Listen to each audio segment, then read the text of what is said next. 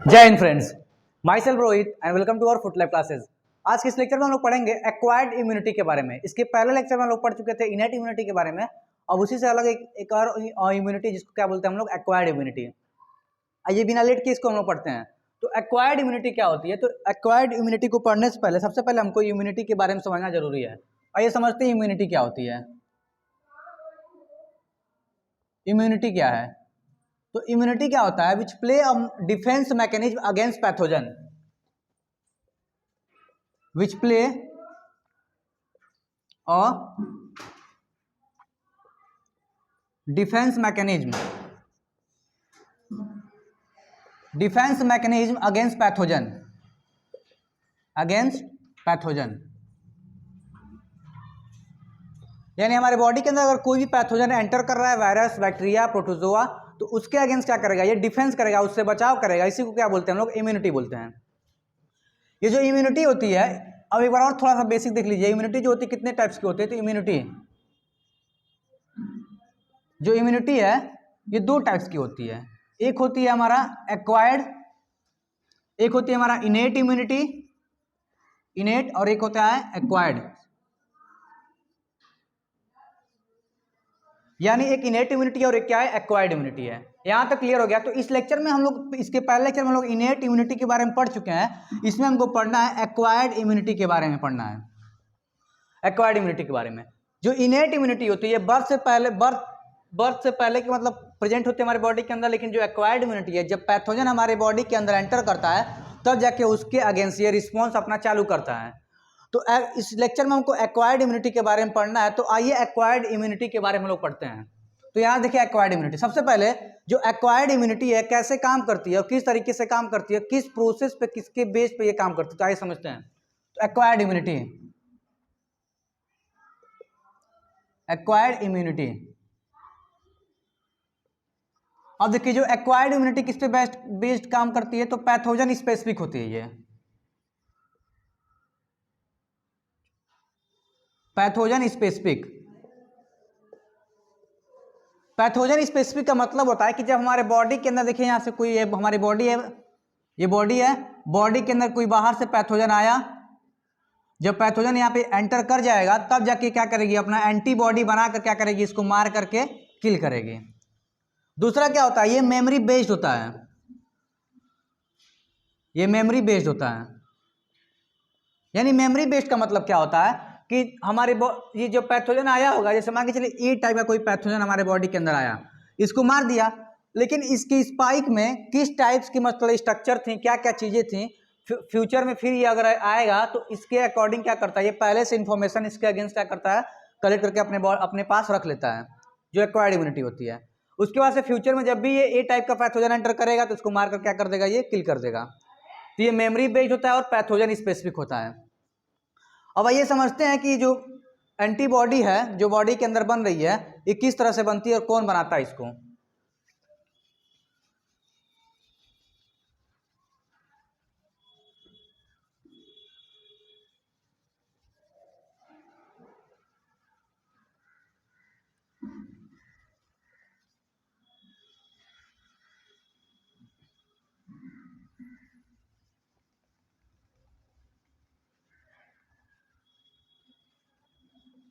अब देखिए, यानी जो ये एंटीबॉडी वाई शेप में होता है, एंटीबॉडी जो बन रहा है पैथोजन को मारने के लिए, कैसे बनता है? तो हमारे बॉडी के अंदर जो ब्लड होता है, क्या होता है? ब्लड के अंदर दो टाइप के सेल होते हैं। एक होता है हमारा बी लिम्फोसाइट, एक हमारा क्या होता है? बी लिम्फोसाइट्स, और एक हमारा होता है टी लिम्फोसाइट। दूसरा क्या होता है? T lymphocytes.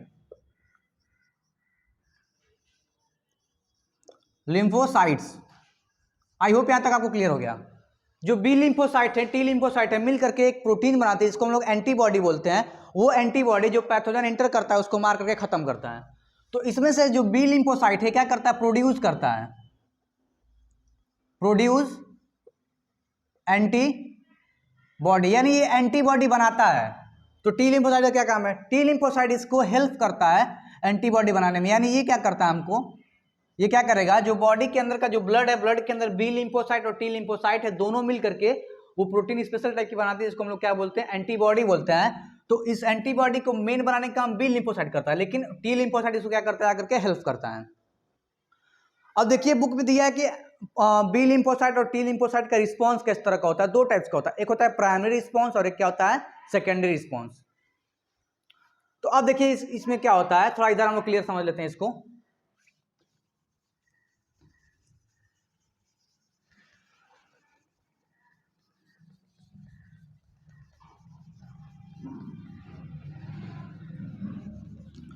अब देखिए जो प्राइमरी रिस्पॉन्स है, ये जो बी लिम्फोसाइट और टी लिम्फोसाइट का रिस्पॉन्स यानी काम कैसे करते हैं, ये तो दो तरीके से काम करते हैं। एक होता है प्राइमरी रिस्पॉन्स, एक क्या होता है प्राइमरी रिस्पॉन्स, प्राइमरी रिस्पॉन्स। ये प्राइमरी रिस्पॉन्स क्या है, यानी जो टी लिम्फोसाइट है, बी लिम्फोसाइट है, किस तरह से एंटीबॉडी बनाती हैं और कैसे पैथोजन को मारती हैं, तो उनके करने का जो प्रोसेस है उसको रिस्पॉन्स के नाम से हम जान रहे हैं। तो दो टाइप का रिस्पॉन्स होता है, एक होता है प्राइमरी रिस्पॉन्स। प्राइमरी जो रिस्पॉन्स होता है हमेशा क्या होता है, स्लो होता है, स्लो होता है।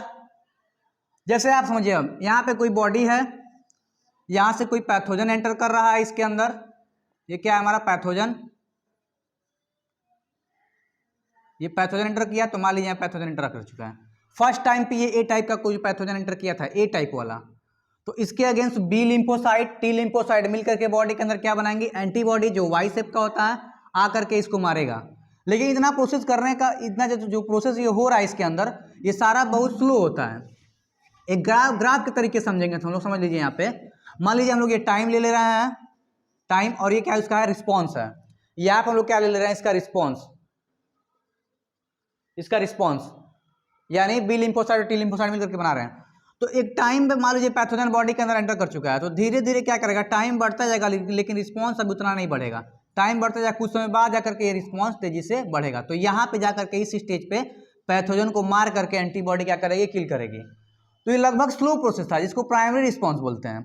अब आइए देखते हैं सेकेंडरी रिस्पॉन्स क्या होता है। सेकेंडरी रिस्पॉन्स थोड़ा फास्ट प्रोसेस होता है। आइए देखते हैं सेकेंडरी रिस्पॉन्स।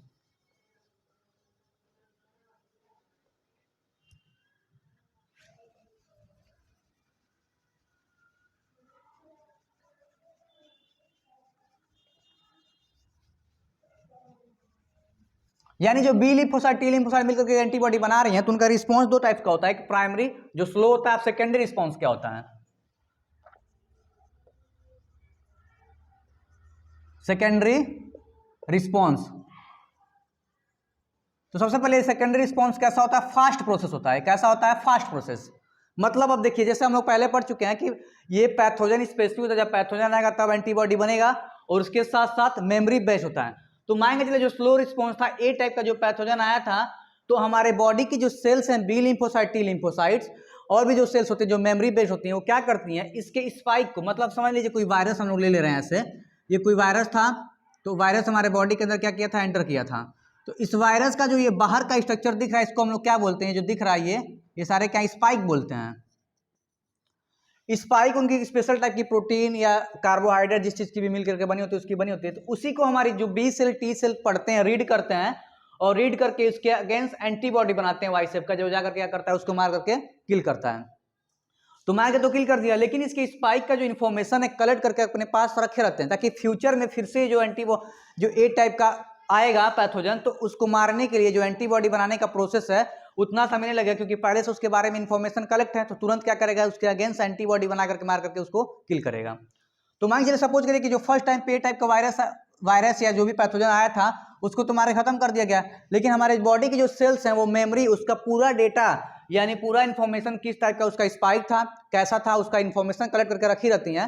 तो जब सेकेंड टाइम पे, अब मान लीजिए सेकेंड टाइम पे दूसरी बार फ्यूचर में फिर से कोई पैथोजन आ रहा है, और ये पैथोजन जो ए टाइप का आया था वही वाला पैथोजन, उसी टाइप का पैथोजन ए टाइप का आ रहा है। तो जैसे हमारे बॉडी के अंदर पैथोजन एंटर करेगा, तो हमारे बॉडी के जो बी सेल और टी सेल है क्या करेंगे, तुरंत मिलकर क्या बना देंगे, एंटीबॉडी, और ये एंटीबॉडी आकर क्या कर देगा, इस पैथोजन को मार करके किल कर देगा।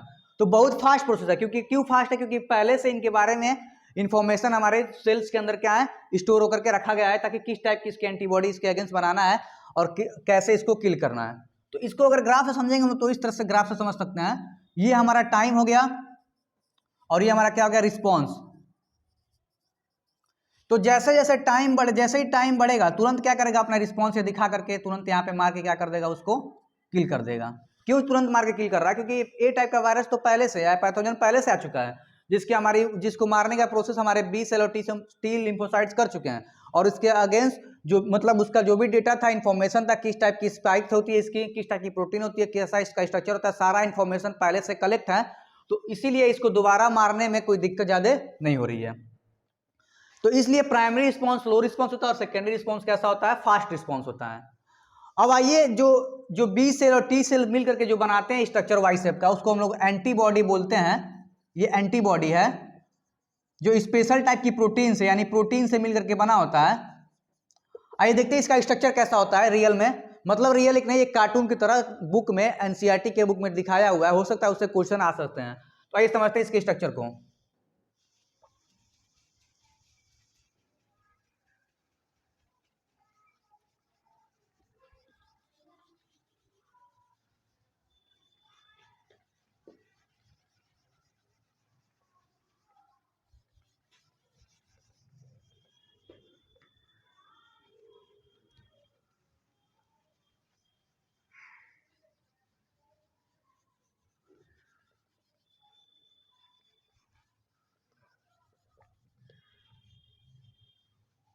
आइए इसके स्ट्रक्चर को अब समझते हैं।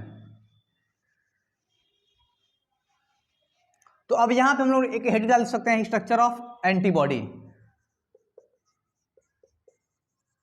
स्ट्रक्चर ऑफ एंटीबॉडी,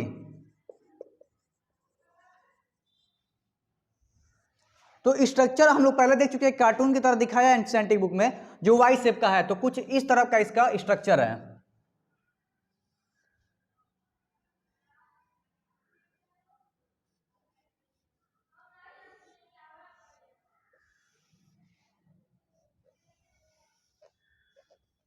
कुछ इस तरह का उसका स्ट्रक्चर यहाँ पे दिखाया हुआ है।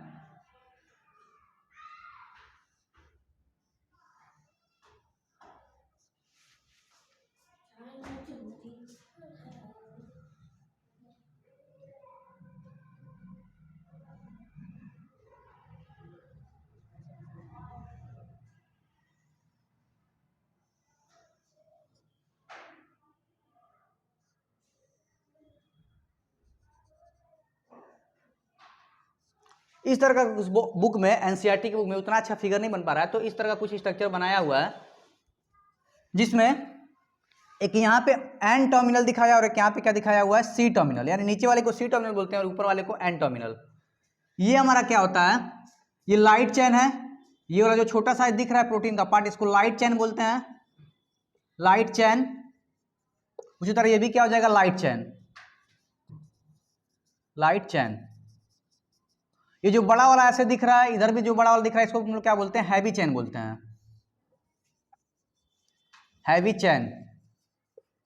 और यहां पे कुछ ऐसे आपको दिख रहा है जो स्ट्रक्चर, ये एंटीजन बाइंडिंग साइट है, एंटीजन बाइंडिंग साइट। यानी कोई वायरस अगर आएगा, जैसे मान लीजिए बाहर से कोई वायरस आ रहा है, बॉडी के अंदर एंटर कर रहा है, तो कहां पे जाकर के ये बाइंड होगा, तो इसी प्लेस पे जाकर क्या हो जाएगा, ये जाकर के इसी में जाकर क्या हो जाएगा, ये बाइंड हो जाएगा। उसके बाद हमारी एंटीबॉडी क्या कर देगी, मार करके उसको किल करेगी, या तो इस साइड बाइंड होगा। उसके बाद से जो एंटीबॉडी लाइट और हैवी चेन है, आपस में डाइसल्फाइड बॉन्ड से क्या होते हैं, जुड़े होते हैं। यहाँ पे डाइसल्फाइड बॉन्ड से क्या होते हैं, ये आपस में ऐसे जुड़े होते हैं। इस तरह से बुक में दिखाया हुआ डाइसल्फाइड बॉन्ड से क्या हुए, ये जुड़े हुए हैं आपस में। एंटीबॉडी क्या होते हैं, डाइसल्फाइड बॉन्ड से जुड़े होते हैं। इसको शॉर्ट फॉर्म में हम लोग H2L2 से भी जानते हैं। यानी दो H का मतलब दो हैवी चेन है, एक ये है और एक ये है। L2 का मतलब दो लाइट चेन है, एक ये है और एक ये है, दो लाइट चेन और दो हैवी चेन। उसके बाद से उस एक्वायर्ड इम्यूनिटी वाले जो टॉपिक दिया है एनसीईआरटी की बुक में, उसमें एक दो वर्ड और दिया है, ह्यूमरल एंटीबॉडी रिस्पॉन्स, यानी इम्यून रिस्पॉन्स और सेल मीडिएटेड इम्यून रिस्पॉन्स। देखिए वो क्या होता है, ह्यूमरल इम्यून रिस्पॉन्स। ये क्या होता है, जो ह्यूमरल इम्यून रिस्पॉन्स होता है, इसका मतलब होता है, सिंपल समझ लीजिए, इसका मतलब क्या होता है, एक्स्ट्रा सेलुलर होता है। एक्स्ट्रा सेलुलर यानी सेल के बाहर, ये मान लीजिए हमारी बॉडी की सेल है, तो पैथोजन को वो सेल के बाहर भी जाकर क्या कर सकता है, हमारे बॉडी के अंदर कोई पैथोजन एंटर किया है तो मान लीजिए किसी बाहर पार्ट में घूम रहा है, वो फ्लूइड में घूम रहा है बॉडी के, तो ये बाहर जाकर भी क्या कर देगा, एंटीबॉडी इसको मार कर क्या कर देगा, किल कर देगा। सिंपल मतलब ये, और डिटेल पढ़ेंगे तो और है, लेकिन एक बेसिक तरीके से हम समझ सकते हैं कि ह्यूमरल इम्यून रिस्पॉन्स का मतलब होता है एक्स्ट्रा सेलुलर, यानी बाहर जाकर के भी क्या कर सकता है, पैथोजन को मार करके ये किल कर सकता है। दूसरा उसमें दिया है सेल मीडिएटेड रिस्पॉन्स। इसका मतलब क्या होता है, सेल मीडिएटेड रिस्पॉन्स का मतलब होता है इनसाइड सेल यानी सेल के अंदर, मान लीजिए कोई सेल है तो पैथोजन को केवल एंटीबॉडी जो बनेगा पैथोजन किल करने के लिए, वो केवल सेल के अंदर बनेगा और मार करके इसको किल करेगा। तो ये था हमारा एक्वायर्ड इम्यूनिटी है, जो पैथोजन स्पेसिफिक होता है और मेमोरी बेस्ड होता है, यानी पैथोजन बॉडी के अंदर एंटर करेंगे तो उसके अगेंस्ट एंटीबॉडी बनेगी और मार कर खत्म करेगा, और उसके जो स्पाइक है, स्ट्रक्चर है, किस तरह का उसका शेप है, उसका पूरा इन्फॉर्मेशन अपने मेमोरी सेल से क्या करता है, कलेक्ट करके रखा रहता है। फ्यूचर में जब वो आता है तो उसको क्या करता है, वो सेकेंडरी रिस्पॉन्स शो करता है, यानी फास्ट तरीके से उसको मारकर क्या करेगा, वो खत्म करेगा। तो ये था हमारा एक्वायर्ड इम्यूनिटी का लेक्चर। आई होप ये लेक्चर आपको समझ में आया होगा। तो ये अगर ये लेक्चर समझ में आया होगा तो प्लीज को लाइक, सब्सक्राइब और शेयर जरूर करें। Thank you.